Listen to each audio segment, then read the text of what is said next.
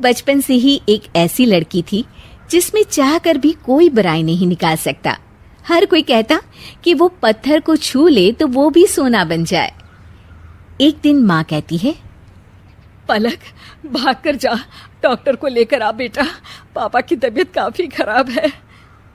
पलक doctor को ले आती है, लेकिन डॉक्टर जो कहते हैं उसे सुनते ही पूरे परिवार के पैरों तले जमीन खिसक जाती है। इनके बचने की उम्मीद बहुत कम है। नहीं नहीं, ऐसा मत बोलिए डॉक्टर साहब, इन्हें कुछ हो जाएगा तो हम तो जीते जी मर जाएंगे। डॉक्टर साहब, कोई तो तरीका निकालिए जिससे इनका इलाज हो जाए और ये ठीक हो जाए। देखिए, तरीका तो है, क्यों नहीं तरीका, लेकिन क्या डॉक्टर साहब? देखिए, आप लोग वो नहीं कर पाएंगे। क्या डॉक्टर साहब? देखिए, आप लोगों को इनके इलाज के लिए कम से कम 50 लाख रुपए की तैयारी करनी होगी। इनके इलाज में 50 लाख रुपए का खर्चा है।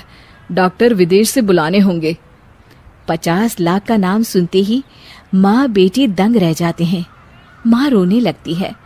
पलक डॉक्टर को छोड़कर आती है और माँ को पकड़कर हौसला देती है। माँ, कोई ना कोई रास्ता जरूर निकल आएगा, आप ऊपर वाले पर विश्वास रखें। अचानक घर की घंटी बजती है। माँ दरवाजा खोलती है तो देखती है कि पलक की बुआ घर के अंदर आती है। आए हाय, क्या हो गया मेरे भाई को? अरे क्या कर दिया तुम लोगों ने? मेरा इकलौता भाई बिस्तर पकड़ लिया है। अरे देखिए, आप ऐसा क्यों बोल रही हैं? हम लोगों की जिंदगी में इनके सिवा है ही कौन? ऐसी बातें मत करिए आप। देखिए बुआ जी, अभी माँ की हालत ठीक नहीं है।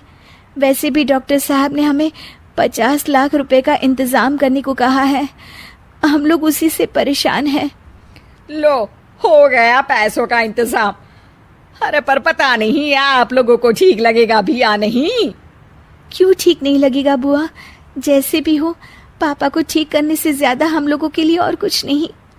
अरे रुक पलक, पहले इनकी बात तो पूरी सुन ले।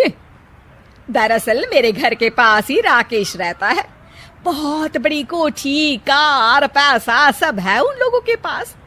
अगर राकेश से पलक की शादी हो जाए तो। अरे दीदी, आप भी क्या बातें कर रही हैं?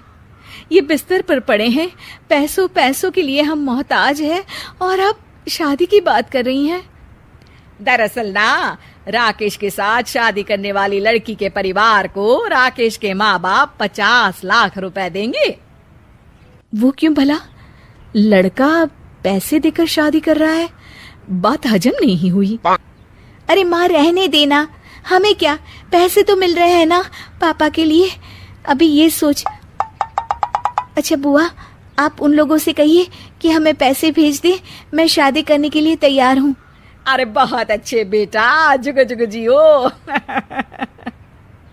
ये कहकर बुआ वहां से चली जाती है।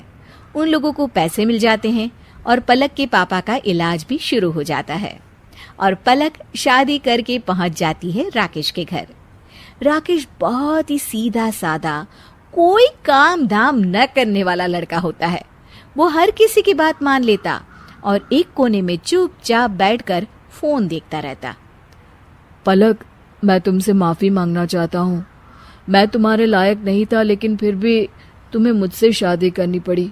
तुम्हारे पापा बीमार न होते तो शायद मेरे घर वाले कभी भी तुम्हारे जैसी गुणी संस्कारी लड़की से मेरी शादी नहीं करवा पाते। पलक राकेश को देखकर मुस्कुराती है। ये मेरा भाग्य था, मुझे आपकी ही बीवी बनना था। शायद इसीलिए ईश्वर ने ये स्वांग रचा। अच्छा आप ये बताएं कि आप क्यों काम नहीं करते कुछ भी?